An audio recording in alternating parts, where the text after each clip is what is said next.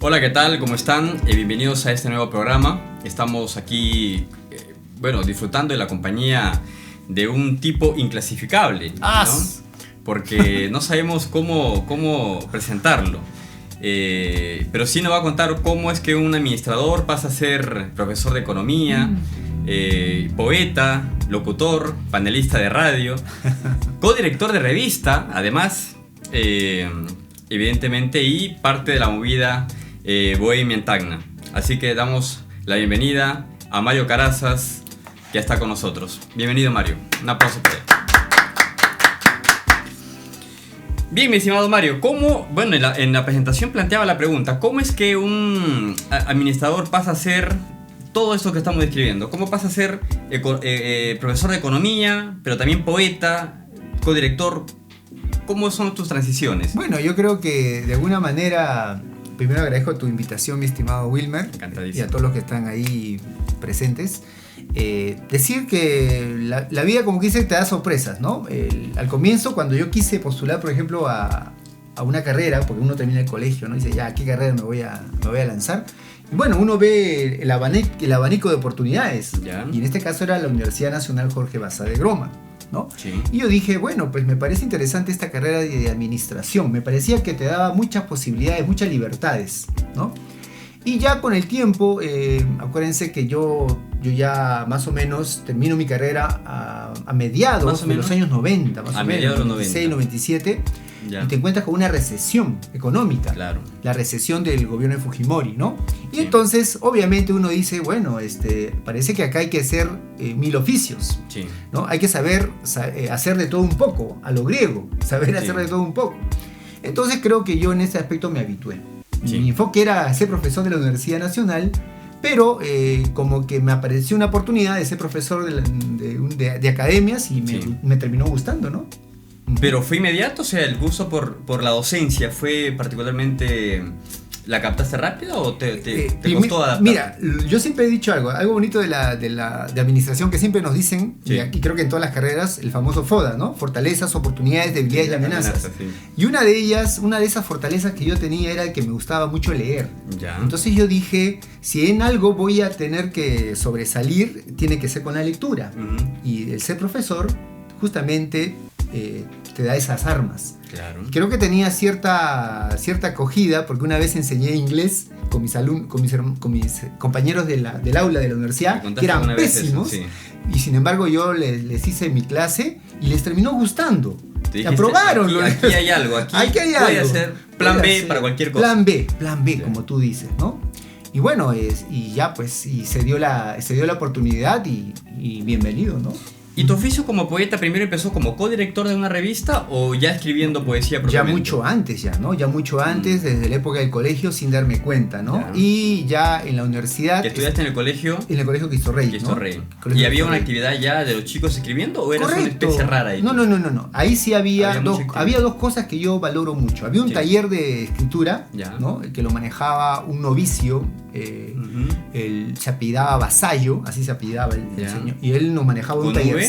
¿Con V, Vasallo? Con V, Vasallo. Y el tipo nos hacía un taller muy bueno. Y y nos corregía lo que escribíamos, y a mí me lo masacraba. Está bueno. Y además, y a los demás compañeros no les hacía nada. Y yo me picaba. ¿Por qué será yo me picaba porque yo miraba, oye, yo no consideraba, bueno, con la lectura que tenía ya de chiquillo decía, no, pero no es para tanto, ¿y por qué se la agarra conmigo? Y al final del taller me viene a decir de que sí tienes nomás tu potencial en ese tema. Y yo la verdad que me sorprendí, ¿no? ¿Cuál es la temática, si recuerdas tú más o menos, que abordabas en tus poemas cuando estabas en el Cristo Rey? Un poco el tema tal vez de nostalgia, ¿no?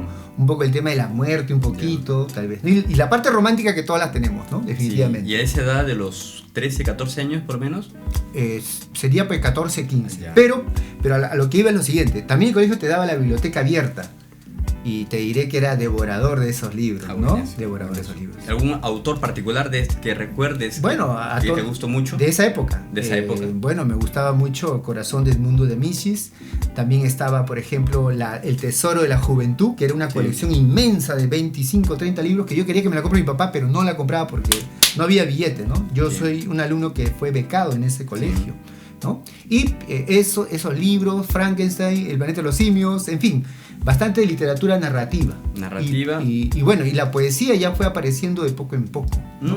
O sea, lo que tú escribías no era propiamente poesía, sino relatos, ¿podría ser? Podría ser que eran más como pensamientos, ya. ¿no? Y, o sea, tampoco pensaba en hacer más nunca se me pasó por acá que voy a narrar algo, ¿no? Claro. Sino como pensamientos, y al final iban encadenándose en eso, ¿no? Porque finalmente tu prosa cambió completamente. O sea, me imagino de cómo eras tú en el colegio, cambió para cómo es tu prosa actual. Claro. Que te veo en las publicaciones, que siempre con un tono hilarante. Claro. Está enfocado, eso es como un... un público. Un público está direccionado. Está direccionado, ¿no? ellos a los cuales yo quiero mucho, ¿no? A mis alumnos. Sí. Pero sí quisiera más bien explorar tal vez el tema en el futuro de la narración, donde haya bastantes voces apareciendo, conversaciones así, más desordenadas, pero que sean ágiles, ¿no? Entiendo. Un poquito como que las novelas yo las he dejado un poquito y me he enfocado más a los ensayos. O sea, no escribirlos, me refiero como lector. Como lector. Por eso tengo cierta reticencia, me especializo mucho en la poesía y en el resto me gusta mucho el tema crítico, ¿no? Sí, y se nota y se ve tu actividad en muchos foros en los que te invitan. Entonces, como codirector vas a hacer luego. Primero tu experiencia fue como escritor, claro, o escribiendo por lo menos, garabateando en el colegio, hasta llegar a ser un codirector de la revista, ¿cómo se llama la revista? Bueno, se llamaba La Liga del Ocio y Las Tetas de Sofía también. Las Tetas de Sofía. ¿Qué concepto tenía la Liga del Ocio? Bueno, la Liga del Ocio ya existía cuando yo me uní a ese grupo, 96, 97 más o menos. El grupo ya tenía años. Lo que pasa es que no había publicado una revista. Entonces yo ahí hago contacto con uno de los integrantes que era ¿Tú ya habías salido de la universidad? No, estaba en la universidad. Estaba en la universidad. Estabas terminando. Estaba en los últimos años, ¿no? Cuarto, quinto, por ahí. Y me acuerdo que nos juntamos con un amigo, pues, que me invitó, ¿no? Oye, acude a un grupo, se llama La Liga del Ocio, ¿por qué no vienes, no? Uy, yo encantado, porque dicen va a haber libros, ¿no? Sí. Y yo fui, y me encontré con ellos, ¿no?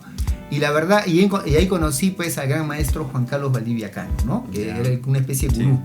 Y bueno, y como te digo, el enfoque de la Liga del Ocio eran las artes libres. Todo lo que era literatura, todo lo que era filosofía, porque la mayoría de ellos eran estudiantes de Derecho. Claro. De Derecho.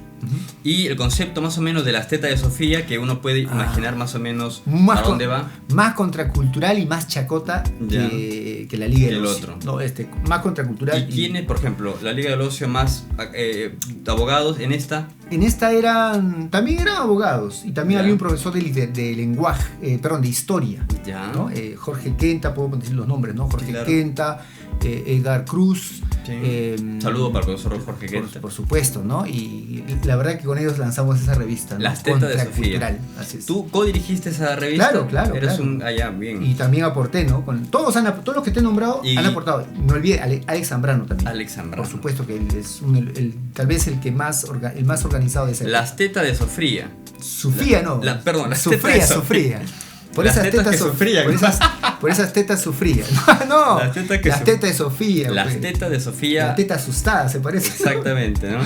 Sí. Muy bien, y luego, en fin, ¿cómo ves tú esa temporada en cuanto a arte, particularmente en Tacna, ya que has vivido aquí, te has hecho aquí en Tacna?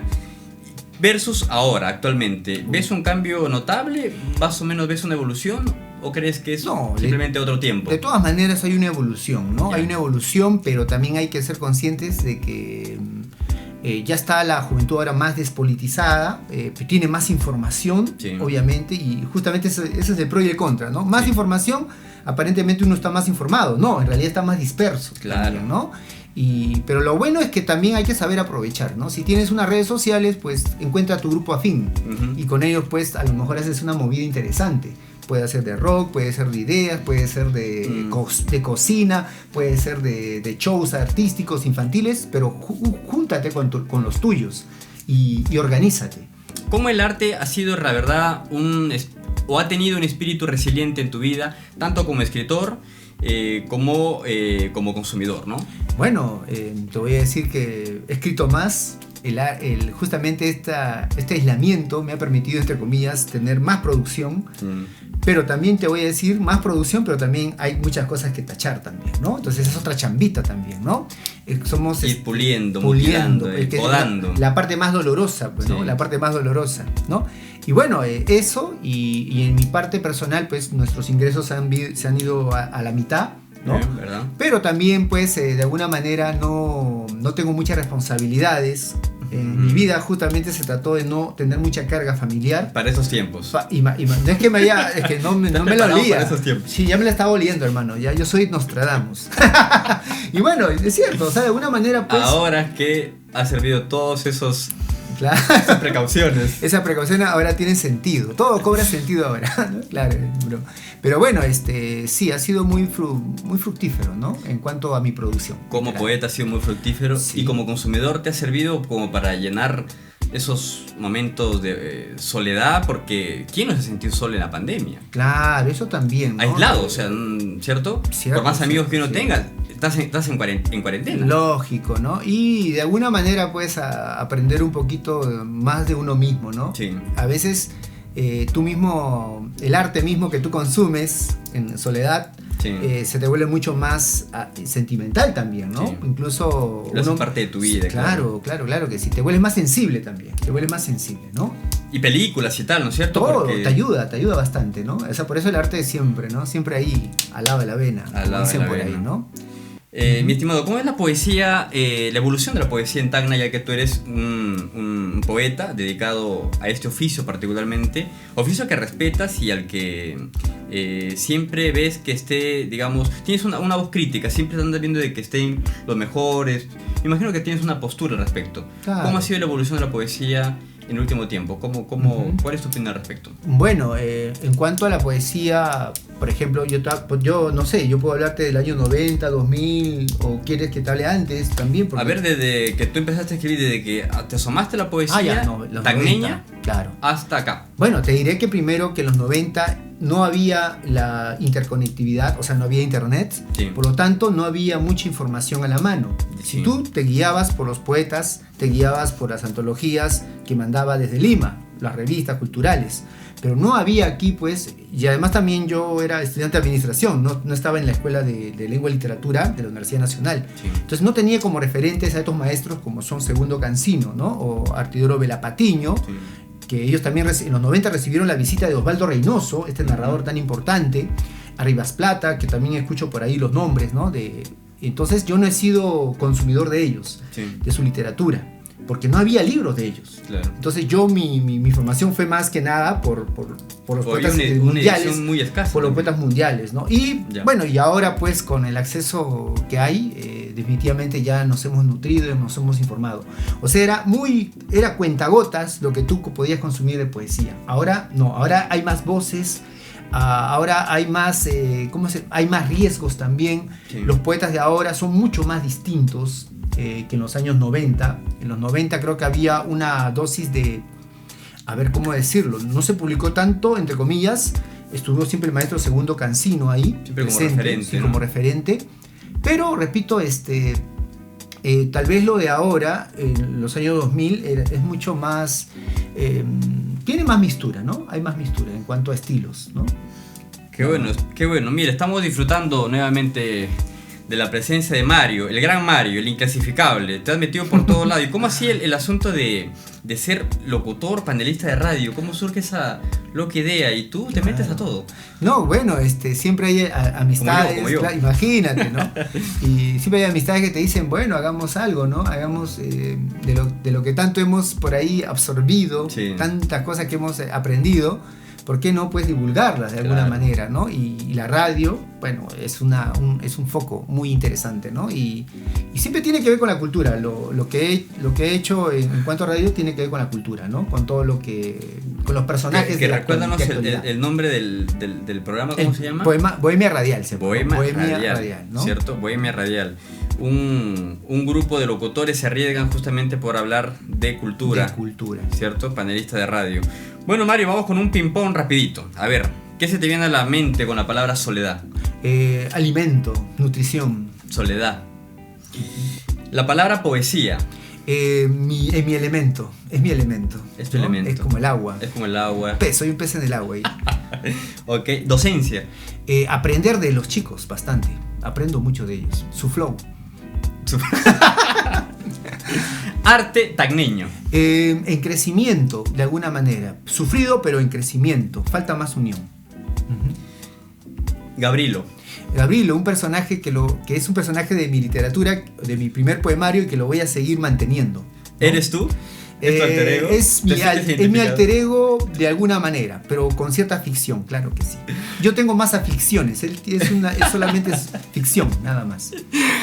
Muy bien, muchas gracias, Mario, por estar con nosotros. Claro, gracias por ser parte de esta locura, que con Gustavo estamos orientados a difundir un poco a la gente que hace arte en Tacna y a la gente que es loca como tú, también, de arriesgar con ese tipo de cosas. Hacer arte en Tacna es realmente una locura. Sin embargo, aquí estamos. Hacemos juego, pues, ¿no? Heroico, una tarea heroica en la ciudad heroica. O la heroica ciudad, como quieras llamarlo. Gracias, Wilmer. Gracias, Gustavo. Un placer siempre, ¿no? Estar acá.